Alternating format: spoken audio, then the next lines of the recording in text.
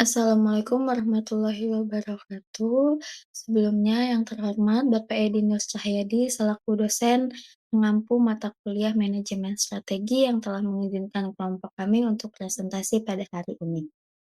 Di sini kami akan mempresentasikan strategi baru PT Sariwangi yang beranggotakan Cindy Rahma Renata dengan NIM akhir 1364, selanjutnya Devita Septiani dengan NIM akhir 1368, selanjutnya ada Della Nurliana dengan NIM akhir 1370, selanjutnya ada Nadia Nurul Purnama dengan NIM akhir 131, dan saya sendiri, Sabita Halimatu Jahro dengan NIM akhir 138 sebagai moderator. Selanjutnya pemaparan materi akan dijelaskan oleh rekan saya. Kemudian di sini ada SWOT analisis. Kami melihat ada permasalahan pada SWOT analisis, yaitu permasalahan yang dihadapi, perusahaan tidak melakukan inovasi, perusahaan tidak siap dengan perkembangan modern, dan perusahaan tidak dapat bersaing dengan kompetitif lain. Sehingga kami merekomendasikan analisis SWOT untuk PT Sariwangi. Yang pertama terhadap strength atau kekuatan, yaitu PT Sariwangi bisa melakukan atau meluncurkan inovasi baru. Kemudian untuk kelemahan, PT Sariwangi ini bisa membentuk tim inovasi, membentuk digital marketing, dan meningkatkan produk yang berkualitas. Kemudian di opportunity atau peluang, PT Sariwangi ini bisa memasuki pasar internasional. Kemudian ancaman yaitu PT Sariwangi bisa memperbaharui teknologi mesin menjadi lebih modern. Visi dan misi PT Sariwangi, visinya yaitu menjadi perusahaan teh inovatif yang terdepan di pasar nasional dan internasional. Kemudian misinya menyediakan beragam produk teh yang sehat dan modern serta memberdayakan petani teh lokal dan beroperasi berkelanjutan.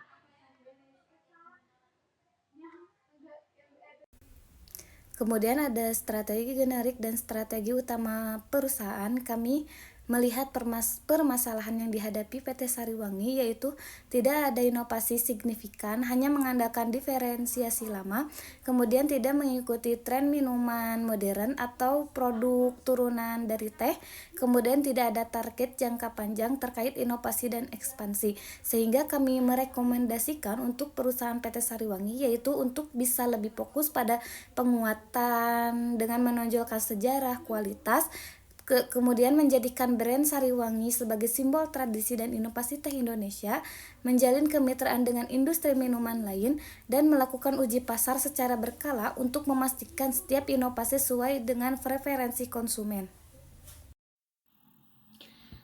Pada slide kali ini, saya akan menjelaskan bagaimana penyebab kegagalan pengendalian dan evaluasi pada PT Sariwangi. Ada 3 penyebab kegagalan pengendalian dan evaluasi PT Sariwangi. Yang pertama itu ada kegagalan investasi, karena PT Sariwangi menginvestasi sangat besar tapi tanpa adanya kajian resiko dan tanpa adanya analisis terlebih dahulu yang menyebabkan beban utang yang lebih berat. Lalu ada yang kedua, arus kas negatif. Jadi akumulasi pada PT Sariwangi itu utangnya mencapai 1,5 triliun dan mereka kesulitan menjaga arus kas yang sehat sehingga PT Sariwangi mengalami kegagalan untuk memenuhi kewajibannya. Lalu yang ketiga ada kurangnya penetapan tujuan yang jelas dan terukur. PT Sariwangi ini hanya berfokus pada ekspansi tanpa tujuan yang jelas sehingga menyebabkan pengelolaan sumber daya dan resikonya menjadi tidak efektif. Pada slide kali ini itu ada rekomendasi pengendalian dan evaluasi untuk PT Sariwangi. Yang pertama itu ada penetapan tujuan bisnis yang lebih spesifik, terukur, dapat dicapai, relevan, dan berbatas waktu untuk mengarahkan fokus perusahaan dan memudahkan evaluasi kinerja. Lalu yang kedua itu ada manajemen resiko dan analisis investasi yang ketat dengan melakukan studi kelayakan dan analisis resiko mendalam sebelum investasi yang besar. Lalu yang ketiga ada restrukturisasi utang dan keuangan dengan negosiasi ulang jadwal pembayaran dan bunga untuk menjaga likuiditas dan arus kas perusahaan. Yang keempat lalu ada peningkatan inovasi produk dengan sesuai kebutuhan para konsumen saat ini. Lalu yang kelima itu ada penguatan manajemen dan tata kelola perusahaan dengan memperbaiki struktur manajemen dengan kader yang kompeten dan berpengalaman dalam pengelolaan keuangan dan operasional perusahaan. Lalu yang keenam, pemanfaatan teknologi digital dan bisnis intelijen menggunakan teknologi untuk pemantauan produksi, manajemen risiko, dan pengambilan keputusan berbasis data secara real time. Kemudian ada implementasi PT Sariwangi. Terdapat permasalahan pada PT Sariwangi yaitu tidak adanya target jangka panjang terkait inovasi dan ekspansi. Akan tetapi dapat memperbarui strategi pada PT Sariwangi yaitu dengan pertama melakukan target pasar ekspor ke 3 negara ASEAN dalam 3 tahun. Kedua, penambahan 5 produk baru per tahun. Dan yang terakhir, melakukan digital proses produksi. Kemudian, budaya organisasi PT Sariwangi. Konservatif dan tradisional, fokus pada kestabilan, dorongan inovasi, kolaborasi, dan pembelajaran insentif untuk ide-ide baru dan digitalisasi. Oke, yang selanjutnya ada strategi bisnis PT Sariwangi. Yang pertama, fokus pada produksi teh celup. Yang kedua, mengendalikan kekuatan merek. Yang ketiga, meluncurkan varian baru seperti varian teh kesehatan, varian teh cold brew, dan yang terakhir teh instan ekspansi melalui e-commerce dan retail modern. Permasalahan umum struktur organisasi di PT Sariwangi. Di poin yang pertama ada struktur organisasi terlalu vertikal atau hierarkis yang menyebabkan pengambilan keputusan lambat. Lalu poin yang kedua, kurangnya koordinasi antar departemen. Komunikasi terfragmentasi. Poin yang ketiga, ketiadaan divisi khusus inovasi atau R&D. Stagnasi produk. Poin yang keempat, fungsi pemasaran dan digitalisasi tidak optimal. Lalu poin yang terakhir, tidak ada pembagian peran yang jelas dalam lini produksi dan distribusi. Lalu di sini ada strategi baru berdasarkan permasalahan struktur organisasi. Di poin yang pertama ada restrukturisasi organisasi menjadi lebih flat dan fleksibel. Masalah yang diatasinya keputusan lambat dan birokratis.